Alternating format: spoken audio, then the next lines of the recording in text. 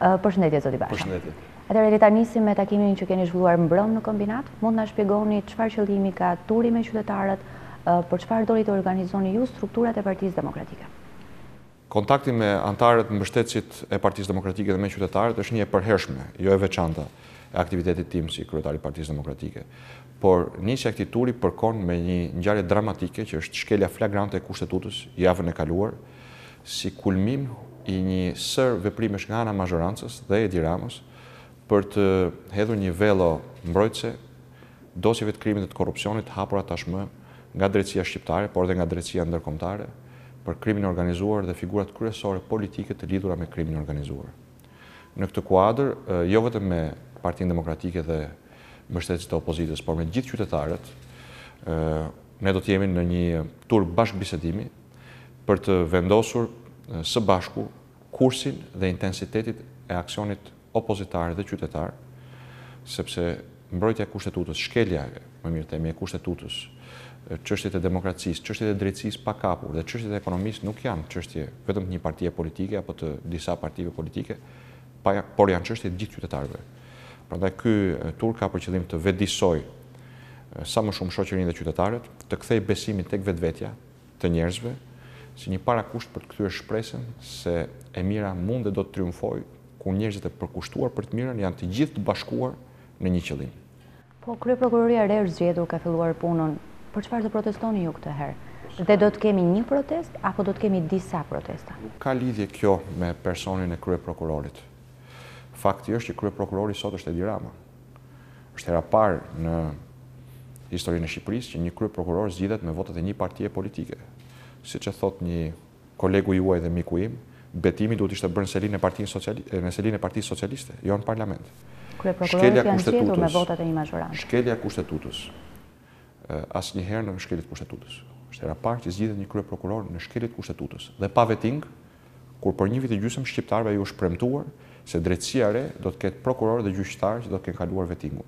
Pra nuk ka asnjë dyshim në mendjen e askujt se cili është qëllimi vërtet i shkeljes kushtetutës javën e kaluar.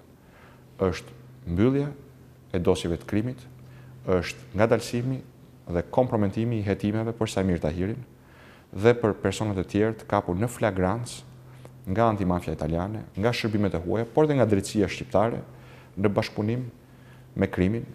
Kur them persona, kam parasysh politikanë të nivelit të lartë të qeverisë, të bashkive kryesore të vendit, është përmendur emri kryetarit të Bashkisë Durrësit, të cilët në bashkëpunim me bandat më famkeqe të Shqipërisë, me Habilajt, me Balilajt, janë përgjegjës për kthimin e Shqipërisë në vetëm 4 vite në eksportuesin dhe prodhuesin më të madh të drogës në Europë, në një vend ku ekonomia është në krizë dhe prodhimi kryesor i vendit është droga dhe krimi. Do të kemi një protest apo në vizionin tuaj duhet të kemi një sër protestash? Protestat janë një instrument i cili do të bashkërendohet me pjesën tjetër të aksionit opozitar dhe padyshim që organizimi i protestave do të jetë në funksion të një strategjie dhe një vizioni opozitar, spari për të treguar mos pajtimin me të keqen të shumicës dërmuese të shqiptarëve, pavarësisht prej bindjeve politike, dhe natyrisht të ndërthurur me aksionin opozitar për të ndërtuar një alternativë të besueshme, shpresdhënëse, opozitare, e cila të marrë përsipër rindezjen e shpresës, rikthimin e besimit tek shqiptarët dhe largimin e të keqes me gjitha format dhe mënyrat demokratike, brenda dhe jashtë institucioneve, duke përfshirë këtu protestat qytetare.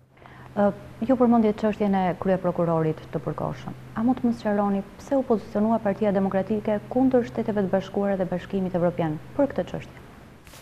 Për një arsye fare të thjeshtë, nuk mund ta pranoj këtë premisë, sepse Shtetet e Bashkuara janë të themeluara dhe funksionojnë në bazë të respektit absolut për kushtetutën.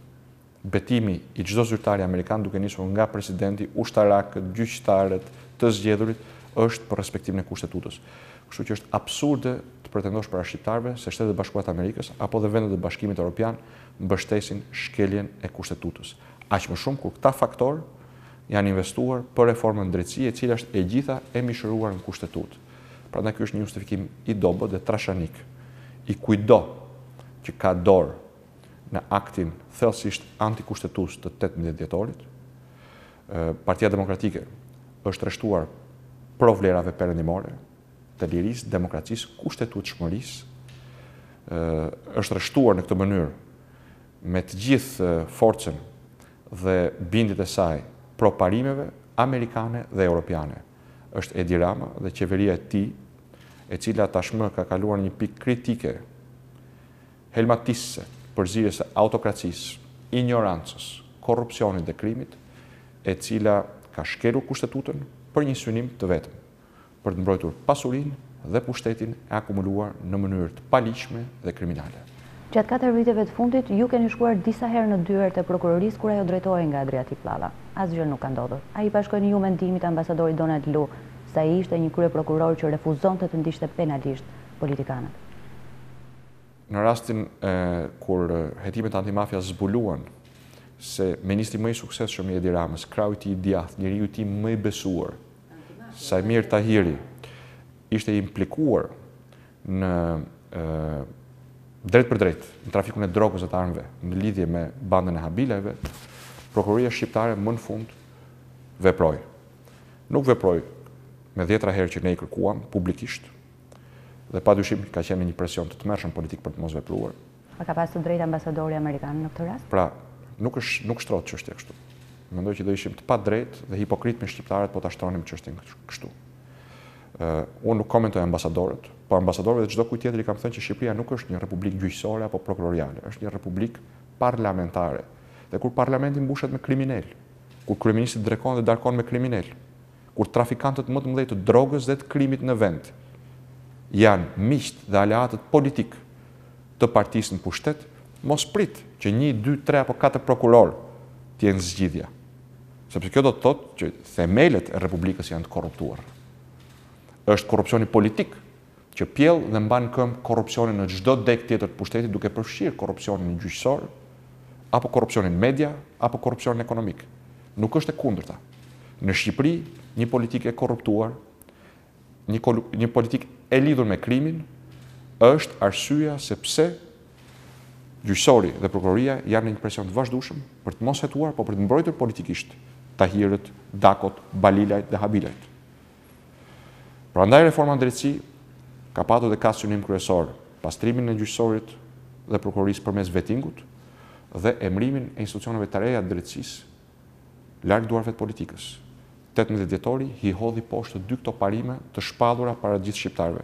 Sot kemi një kryeprokuror pa veting, të zgjedhur nga një forcë e vetëm politike, dhe kjo është një thik në shpinën e reformës në drejtësi. Ju përmendët institucionet e reja që ngrihen në kuadër të reformës në drejtësi.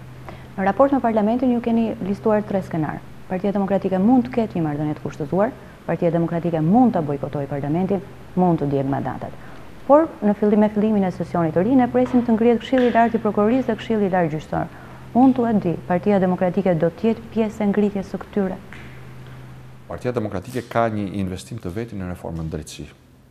Opozita shqiptare dhe Partia Demokratike në veçanti shpresën për ndryshimin e Shqipërisë nga gjendja rënd ku ndodhemi, nga kriza ekonomike, politike, morale, nga kjo pikë vdekje ku kemi arritur për shkak të koktej helmatisës, të autokracisë, korrupsionit, ignorancës dhe krimit, e shikon në 2 aspekte.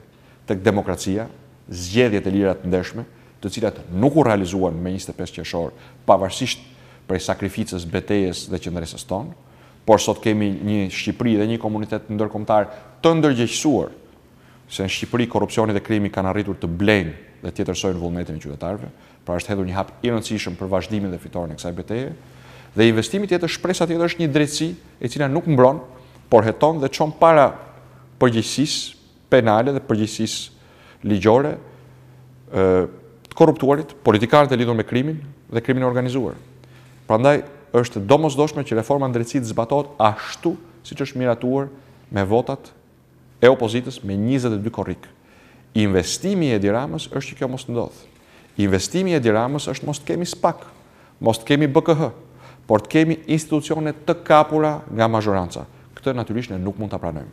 Hapi i parë do të jetë kthimi tek kushtetueshmëria. Të pretendojmë se gjërat do të jenë normal kur kushtetuta është në përkëmbur, pikërisht për të kapur institucionin kryeprokurorit, me qëllim që të mbyllen dosjet e krimit, kjo do të ishte verbri, jo thjesht verbri politike, por do të ishte papërgjegjshmëria e opozitës ka shifateve të qytetarëve. Prandaj prioriteti i parë është rikthimi te kushtetutshmëria dhe përmes rikthimit te kushtetutshmëria, patjetër që Partia Demokratike do të jap kontributin e saj për ngritje një orë më parë të institucioneve drejtësisë, të KLP-s, KLG-s dhe nisjes pavonesë të procesit vetingut dhe të ngritjes së SPAK-ut dhe BKH-s. Këto për momentin janë marrë peng nga një mazhorancë e cila ka një qëllim dhe një kryeministër që ka një qëllim të mbrojë Tahirin, të mbrojë Dakon, të mbrojë Habilajt, të mbrojë Balilajt, për të mbrojtur veten e tij. E shpjegojmë pak, kush është rikthimi te kushtetutshmëria? Rikthimi te kushtetutshmëria do të thotë që gjithçka që ka ndodhur në kundërshtim me kushtetutën dhe që është në doktrinën kushtetuese dhe ligjore e pavlefshme, të deklarohet e pavlefshme dhe mazhoranca të pranojë përgjegjësitë e saj për shkeljen e kushtetutës, të japin vendit një prokuror me veting, sipas formulës kushtetuese, duke ngritur një orë më parë një KLP, sipas kushtetutës dhe jo sipas orekseve apo anktheve të Edi Ramës apo kujdo tjetër.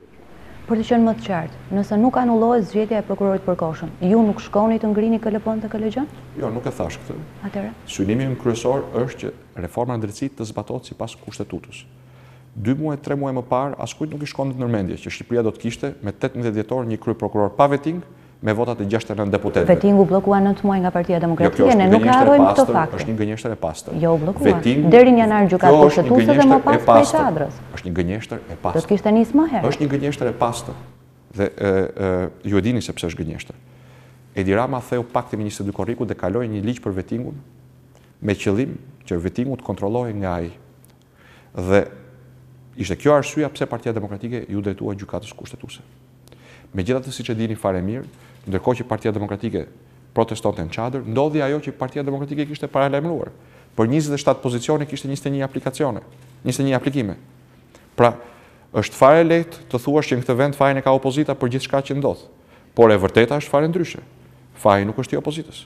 Opozita ka bërë detyrën e saj, ka refuzuar të bëhet pjesë e keqes. Ka paralajmëruar, ka denoncuar, ka paralajmëruar se një reformë në drejtësi e cila nuk merr parasysh vullnetin e Edi Ramës për ta kapur dhe nënshtruar drejtësinë, ka rrezik dështoj. Dhe kjo është arsyeja pse vetingu u vonua, sepse në skemën për cilën Edi Rama dhe Fatmir Xhafa dolën garant para Komisionit Venecias, nuk funksionoi pikërisht ajo që thamë ne që nuk do të funksiononte. 21 kandidat për 27 pozicione. Kjo nuk është përgjegjësi e Partisë Demokratike. Megjithatë, çfarë është e rëndësishme sot është kjo. Ne mbështesim plotësisht reformën dhe pa rezerva, zbatimin e reformës në drejtësi, siç e kemi votuar në kushtetutë. Dhe gjithçka që është bërë jashtë kushtetutës ka një qëllim: ta vonoj, ta shtrembroj dhe ta diskreditoj reformën në drejtësi. Kjo bëhet nga njerëz të cilët kanë frikë nga gjyqtarë dhe prokurorë të pavarur. Kjo bëhet nga njerëz të cilët tremben nga dosjet e krimit dhe të korrupsionit, tremben nga aferat e rënda kriminale ku janë përfshirë. Kjo nuk është më tani retorik opozitare. A ka shqiptar që nuk e di se ne jemi vetmi vend në botë ku ministri i Brendshëm për 4 vite ka qenë bashkëpunëtori numër 1 i krimit. A ka njeri ta besoj se kjo ka ndodhur pa dijenin dhe bekimin e Edi Ramës? Të gjitha këto ka ndodhur për një qëllim. Edi Rama ka bashkëpunuar me krimin për hir të pushtetit të tij. E ka kthyer Shqipërinë në një zonë të lirë të krimit për të mbajtur pushtetin e tij dhe po vazhdon për hir të pushtetit të tij të dëmtojë interesat palëcore të shqiptarëve, siç është zbatimi i reformës në drejtësi. Ka vetëm një arsye sepse ndodhi ajo që ndodhi me 18 dhjetor, dhe kjo është frika e Edi Ramës nga lidhjet, përpjekja e tij për të fshehur lidhjet e tij me krimin organizuar dhe politikanët e lidhur me krimin organizuar që kanë qenë dhe janë në krahun e tij. Nëse asgjë nuk ndryshon, ju do të jeni në parlament në janar për të votuar 5 antarët e KLP-s dhe 5 antarët e KLG-s. Unë nuk e di që në janar do të ketë 5 antarët të KLP-s dhe 5 antarët të KLG-s për të votuar në parlament. Natyrisht, nëse ne vim në një moment tillë, do të marrim të gjitha vendimet tona në mbështetje të reformës në drejtësi, zbatimit të reformës në drejtësi, në mbështetje të interesit publik, sepse Partia Demokratike ka treguar me vepra, jo me fjalë, se ka kurajon për të sakrifikuar interesat e veta pragmatike politike për interesin publik. Ju e keni negociuar vetë formulën e KLP-s dhe KLG-s në 21 korrik. Dhe ju e keni të qartë që nëse opozita nuk shkon, mazhoranca do të zgjedhë me short. A është kjo rruga atëherë? Jo, absolutisht nuk është kjo rruga dhe opozita ka marrë e do të marrë përgjegjësitë e saj. Ajo që opozita nuk mund të bëjë është kthehet në një fasadë për shkeljen e kushtetutës. Nëse procesi i KLP-s dhe KLG-s do të bëhet sipas reformës në drejtësi që ne kemi votuar, absolutisht që kjo do të ketë mbështetjen e opozitës dhe të Partisë Demokratike. Nëse kemi një tjetër përpjekje për të shtrembruar apo kapur institucionet e reja të drejtësisë, kjo do të marrë përgjigjen e merituar opozitare. Njësoj siç e mori me 18 dhjetor përpjekja për të emëruar kryeprokuror Edi Ramën. Do të thotë ju do të jeni për të votuar këtë këtë gjë. Do të thotë që ne do të zbatojmë, votat tona do të jenë gjithmonë për zbatimin e reformës së drejtësisë siç e kemi votuar. Pa kushte. Natyrisht pa kushte nëse është sipas kushtetutës. Por ajo që mazhoranca ka bërë me 18 dhjetor paralajmëron një aksion të përshkallëzuar të Edi Ramës për të sabotuar dhe shkatruar reformën e drejtësisë. Uroj mos të jetë kështu, po nëse është kështu, opozita do të përgjigjet si gardiane e kushtetutës dhe interesit publik. Kthehemi në fakt tek seanca e 18 dhjetorit. Pati disa momente tensioni, kujtoj këtu alatën tuaj kryetaren e LSI-s Monika Kryemati që qelloi me çizme kryeministri. Si u ndjet ju ndaj këtij gjesti? A është kjo opozita që ju doni të ndërtoni? Çdo parti ka merr përgjegjësi për aksionet e saj.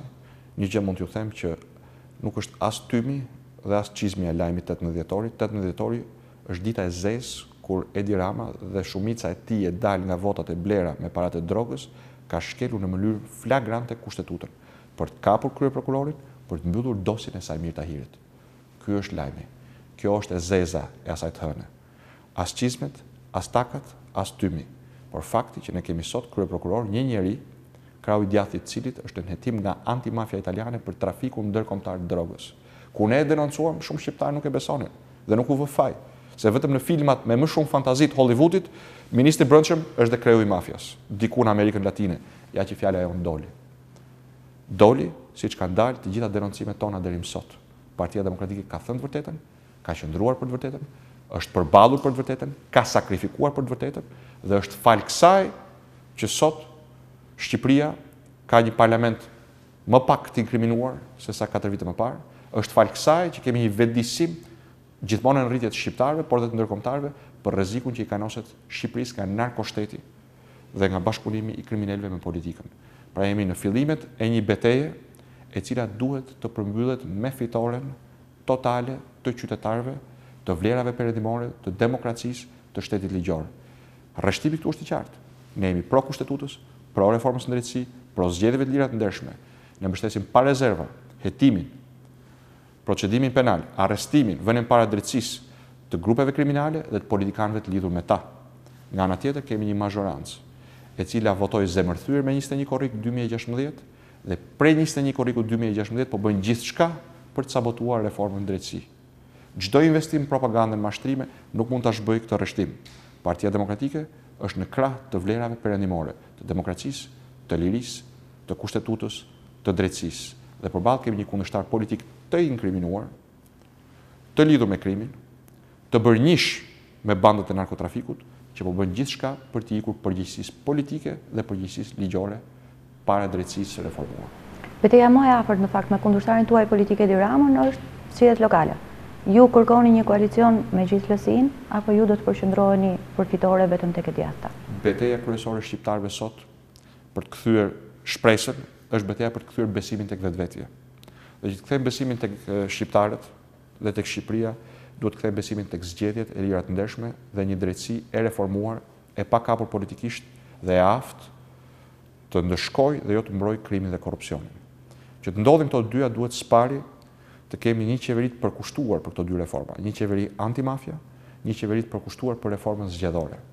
Prandaj prioriteti ynë dhe betejë kryesore politike për shqiptarët është rikthimi tek parimet perëndimore të demokracisë, të lirisë, të dinjitetit individual, të ekonomisë së lirë të tregut me konkurrencë dhe jo me monopole, ku parat e taksapaguesve shqiptar nuk shpërdorohen për tendra dhe koncesione korruptiv, por shkojnë për shërbimet themelore, për shëndetësinë, për arsimin, për më të pamundurit, që po e mbyllin këtë vit në gjendje më katastrofike në 27 vite, për të hapur vende pune, në një vend nga i cili krau i punës po ikën me shpejtësi të madhe, po ikin të rinj, po emigrojnë të rinj. Këto janë sfidat e përditshme të shqiptarëve. Dhe nëse ne fitojmë betejën për zgjedhjet lira të ndershme, nëse reforma e drejtësisë zbatohet ashtu siç është miratuar, të jeni të sigurt që zgjedhjet lokale të vitit 2019 nuk do të jenë një sfidë, por do të jenë një fest e demokracisë. Me LSI-n kjo festa apo pa LSI? Partia Demokratike ka koalicionin vet politik, natyrisht ka një front bashkuar opozitar kundër të keqes. Dhe ky front është i pamjaftueshëm në vetvete. Thirrja ime ndaj çdo shqiptari dhe çdo shqiptare, në veçantë ndaj të rinjve, është që të bëhemi bashkë në një aleancë vlerash perëndimore, për cilat Partia Demokratike ku ndodhemi ka lindur, dhe që përbëjnë ADN-n e saj. A funksionon në fakt kjo aleanca me LSI-n? Mund të përmend një rast. Ju keni folur për... Kemi një front të bashkuar opozitar. Po përmendi fjalën aleancë, nuk ka asnjë aleancë, asnjë koalicion midis Partisë Demokratike dhe Lëvizjes Socialiste për Integrim, por ka një front të bashkuar opozitar për një keqje të madhe. Për sa vlera mund të funksionojë kjo? Po përmend një shembull. Ju keni denoncuar çështjen e incineratorëve. LSI-ja ka heshtur për këtë, sepse ministri LSI-ja ka heshtur. Unë kujtoj deklaratën e Petrit Vasilit. E vetmja. Dhe më pas LSI-ja ka heshtur. Ose ka heshtur ose nuk ka heshtur. Unë kujtoj deklaratën e Petrit Vasilit dhe unë mendoj se LSI-ja... A mund të funksionojë? LSI-ja është një parti që vjen nga pushteti. Ti themi gjëra troç.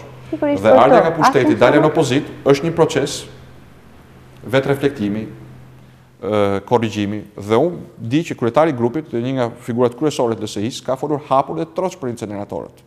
Dhe unë e mirëpres këtë hap. Sikundër mirëpres reflektimin për tjera problematika që LSI-ja ka reflektuar po reflekton. Në raport me drogën, kur ishte partnere e Edi Ramës në qeveri, në raport me shitblerjen e votës. Është e besueshme ky lloj reflektimi? Këtë do ta vendosin qytetarët. Nuk takon Partisë Demokratike. Nuk takon, jo, nuk është problemi i Partisë Demokratike, besueshmëria e LSI-s, është problemi i LSI-s dhe për këtë vendosin qytetarët. Ajo që unë refuzoj është që të damkos një parti e cila ndodhet në opozit, apo ti mohoj të drejtën e reflektimit dhe të korrigjimit. Unë mirëpres çdo reflektim nga çdo forcë politike, edhe nga Edi Rama dhe Partia Socialiste. Po për fat keq, Partia Socialiste nuk është në gjendje të reflektojë sa kohë që ka Edi Rama në krye, dhe Edi Rama nuk do të jetë kurrë në gjendje të reflektojë sepse është faktuar tashmë, afera Tahiri ka faktuar si përfitues, arkitekt, ideator dhe përfitues, madje edhe si peng të interesave kriminale. Prandaj, kur kemi një situatë të tillë, kur kemi një kryeministër, krau i djathit cilit është kapur nga antimafia italiane, si koka e bandave të trafikut drogës dhe të krimit, ajo që i lind për detyrë opozitës është të bashkojë të gjithë faktorët që kanë vullnetin të përballen me këtë të keqe. Ti bashkojë në bazë të vlerave. Ne nuk po kërkojmë një aleancë qelpsirash. Ne nuk po i bëjmë shtrim dorën as krimit as kriminalëve.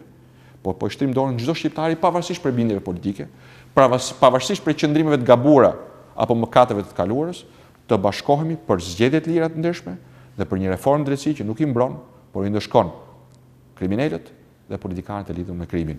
Mendoj se këto të dyja janë norma bazë që do të bashkojnë çdo njeri civilizuar në këtë betejë.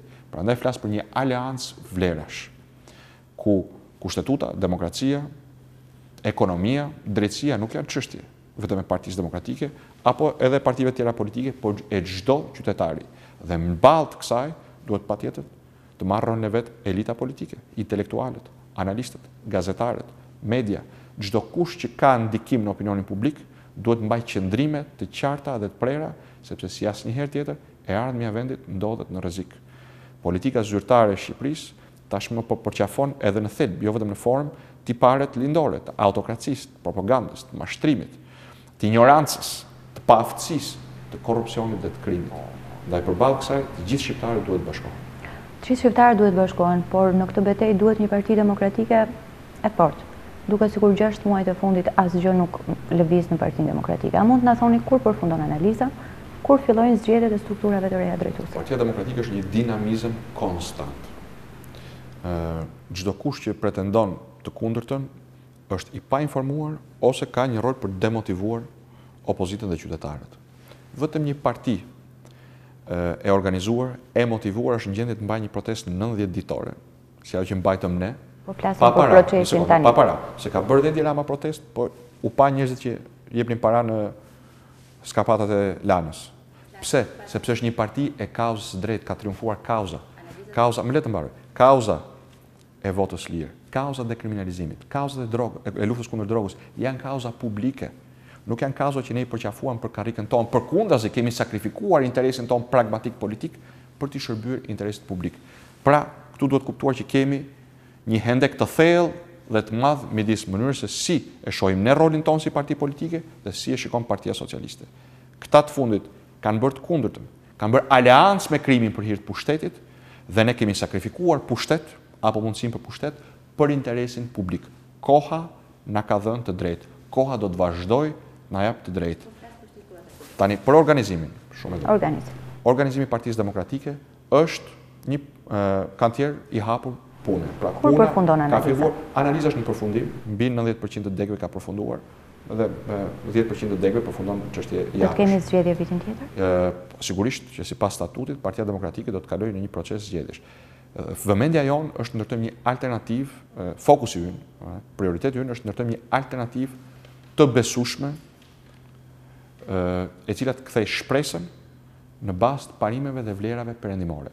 Dhe këtu do të thotë që Partia Demokratike është një proces ku mirëpret çdo që i ndan këto vlera, i ndan këto parime. Ne jemi një bashkim në bazë të vlerave dhe të parimeve, jo në bazë të pazareve, as në bazë të interesave. Ku çdo që i ndan këto vlera dhe këto parime, do të gjej hapësirën Partinë Demokratike për të bashkuar, për të ecur përpara, për të bërë karrierë politike, për të përfaqësuar, për të marrë përsipër përgjegjësi. Dhe në këtë drejtim Partia Demokratike, sa më takon mua, duhet të përqafoj praktikat më të avancuara të demokracisë brendshme, duke përfshirë rolin më të madh vendimarrës të antarësisë. Unë kam shprehur preferencën time për sistemin një antar një vot, për përfaqësimin e arshëm politik të Partisë Demokratike. Vazhdoj të mbetëm kësaj bindje dhe do ta parashtroj këtë bindje para forumeve të Partisë Demokratike në proceset zgjedhore që do të vinë. Por një gjë ju them, askush nuk është i përjashtuar. Dhe çdo kush që ndan këto vlera, këto ideale, këto parime, do të gjenë Partinë Demokratike një hapësirë në rritje për të shprehur ato dhe për të bërë pjesë e projektit tonë të ndërtimit të një alternative shprese, besimi dhe ndërtimit të një Shqipërie të vlerave europiane. Po duket sikur ka diçka që nuk shkon. Në përvjetorin e Partisë Demokratike në 12 dhjetor, themeluesit e PD-s ju bojkotuan figurat e njohura të Partisë Demokratike si Topalli, Bregu, Patozi. Çfarë do të bëni ju konkretisht për t'i bashkuar këta njerëz në PD? Roli im si kryetar është siguroj që çdo kush të ketë hapësirën e vet për të dhënë kontributin. Që çdo kush të ndihet i mirëpritur dhe të ketë garanci sa i përket zbatimit të rregullave. Kjo është pak e vështirë duke patur parasysh atë që ndodhi në maj të këtij viti që po lëm pas. Dhe unë e kuptoj këtë, ndaj do të marr të gjithë përgjegjësitë e mia për të garantuar këdo që kjo nuk është një ftesë sa për të larë gojën, por është një ftesë e sinqertë e cila do të garantohet nga një statut i ripërtërir me rregulla dhe praktika të bazuara në vlerat më të mira të partive si motra perëndimore. Pastaj gjithë secili ka përgjegjësinë të hedh hapat që do të hedh. Askush nuk mund të detyrojë askënd të marrë apo mos marrë pjesë në një aktivitet, apo në një proces, apo në një reformë të brendshme. Përgjegjësia ime është të garantoj hapësirën dhe unë jam i vendosur ta garantoj këtë hapësirë dhe të ushtroj dorën e bashkëpunimit të gjithë faktorëve. Çdo faktor, çdo person, pastaj është në gjykimin e tij apo të saj për të hedhur hapat që i takojnë. Keni dy platforma në fakt, nga këto figura. Kemi të paktën dy platforma të reja. A keni ju një mendim për to? Kemi të paktën dy platforma. A keni një gjë që ju pëlqen, një gjë që nuk ju pëlqen? Kemi të paktën dy platforma. Po, hartimi apo le të themi rishikimi i statutit nuk është monopol as i imi, as i një grupi njerëzish apo një grupi tjetër. Padyshim. Por ju jeni kryetari i partisë. Keni një mendim ju për ato? Të gjithë do të kenë hapësirën për të kontribuar në ndryshimet statutare. Çdo kush do të ketë përfaqësimin e vet në atë grup, atë format që do të përdoret për ndryshimet statutare. Dhe në fund do të jetë vota e antarësisë ajo që do të vendosë. Ju vetë keni një gjë që ju pëlqen tek ato? Ka gjëra që janë përputhje totale me normat dhe parimet, vlerat që unë besoj. Nuk kam ndërmend t'i futem në mënyrë të parakoshme apo t'i paraprik këtë diskutimi, sepse kjo do të ishte thelbësisht antidemokratike. Preferencën time parimore e kam shprehur për mekanizmin një antar një vot. Ka një sër propozimesh tjera që unë i gjen përputhje me vokacionin dhe bindjet e mia si individ dhe si kryetari i Partisë Demokratike, por të gjitha këto do t'i nështrohen një diskutimi gjithëpërfshirës, jo përjashtues, që të çojë deri një rezultati sa më konsensual dhe sa më garantues për qëllimet që ky proces ka, garantimin e hapësirës dhe të rregullave të lojës për gjithë antarët dhe kontribuesit në Partinë Demokratike.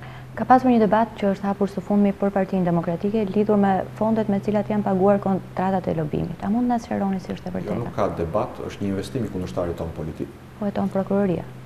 E kemi ftuar ne prokurorin të hetoj, kemi ftuar kundërshtarin politik të hetoj, e gjitha ka qenë për të zhvendosur vëmendjen nga skandalet e Samir Tahirit, të Vangjush Dakos, të Balileve, të Habileve, skandalet e mëdha të inceneratorëve, të koncesioneve. Për te akuzave, cila është e vërteta? Ajo që kam thënë në parlament.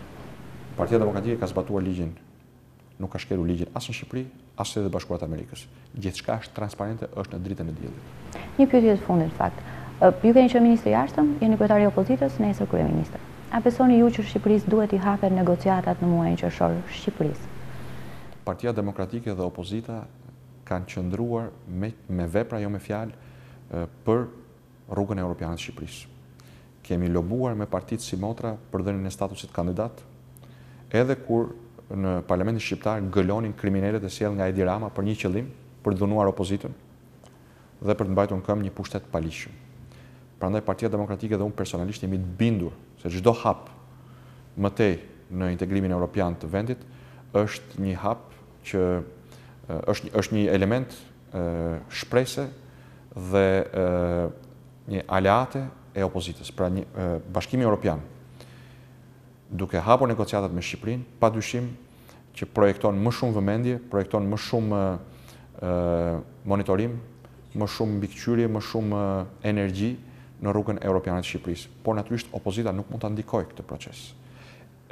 Opozita nuk mund të bëjë atë që qeveria nuk bën dot. Bashkimi Evropian ka thënë qartë, lufta kundër krimit, lufta kundër korrupsionit, lufta kundër drogës janë disa nga prioritetet kyç, zbatimi i reformës së drejtësisë janë disa nga prioritetet kyç. Çfarë po ndodh? Kur Samir Tahiri denoncohet si një nga kokat e trafikut të drogës, Edi Rama e mbron duke mos i hequr imunitetin. E mbron duke emëruar një kryeprokuror dhe duke shkelur kushtetutën dhe reformën drejtësi. Televizionet janë një censur totale sa i përket aferës fundit të inceneratorëve. Çdo televizion, dhe tashmë më thonë edhe portalet, janë në buxhetin e këtij mekanizmi mafios dhe kriminal, i cili paguan para që çështja e inceneratorëve mos të denoncohet në kronikat e lajmeve. Pra, demokracia ndodhet në pikën e saj më kritike në Shqipëri. Prandaj, antarësimi i Shqipërisë në Bashkimin Evropian, hapja e negociatave, nuk mund ndodhi një realitet shkëputur nga ajo që ndodh këtu ditë për ditë. Edhe opozita shqiptare nuk mund pretendojë të mbyll gojën para këtyre të zezave dhe të shërbejë integrimit evropian. Prandaj nuk ka asnjë paradoks, asnjë kontradikt në këtë që po bëjmë. Lufta e opozitës për kushtetutën, për demokracinë, për zgjedhje të lira të ndershme, kundër drogës, kundër krimit, kundër korrupsionit, është luftë për hapjen e negociatave, është luftë për Shqipërinë evropiane. Faleminderit. Faleminderit ju.